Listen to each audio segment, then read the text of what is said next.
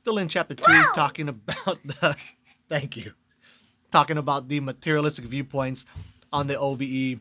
And here he highlights a couple of things that I've always thought of to be just kind of like extra points in the OBEs or just Dreams bucket, talking about how it's almost impossible to differentiate a wild from an OBE and how it's not uncommon to lose lucidity during an OBE, in which case it's going to basically be like a non-lucid dream, right?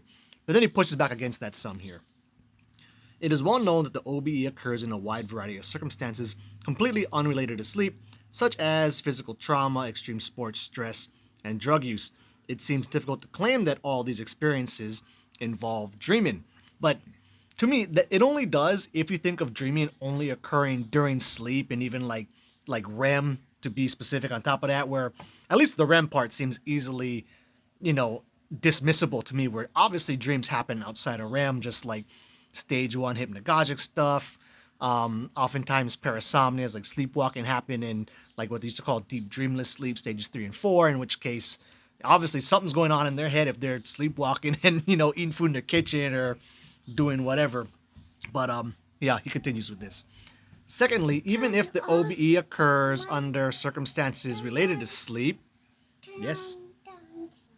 Yeah, hold on. I'll help you when I'm done with this. Almost, pal.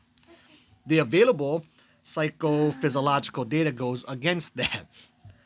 And then he talks about how Susan Blackmore discusses some famous studies done on adepts who were hooked up to EEGs, and how oftentimes their OBE experiences weren't happening during REM sleep, and even how some of them showed a completely alert and awake mind, which, puts off some alarm bells in my head, but whatever, we'll shelve that stuff for later. And then he goes on with this.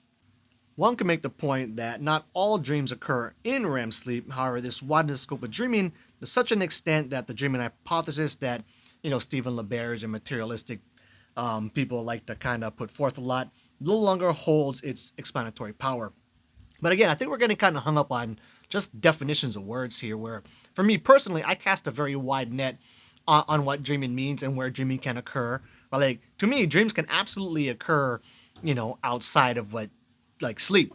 For example, like certain types of drug use can bring on some pretty dreamlike experiences when you're obviously not sleeping. And that's also why, okay, hold on, I'm really close to done. That's also why I've always liked Frederick's definition of what the OBE is, right? Where he just sees an OBE, an out-of-body experience, as being anything where you seem to be someplace separate from where your physical body is. So like even a typical dream, right? You're sleeping, but you're dreaming of being, at Disneyland or whatever. You're not obviously physically there, but that could be like an OBE experience because it fits the definition. But anyway, I gotta go. My son's waiting on me. Goodbye.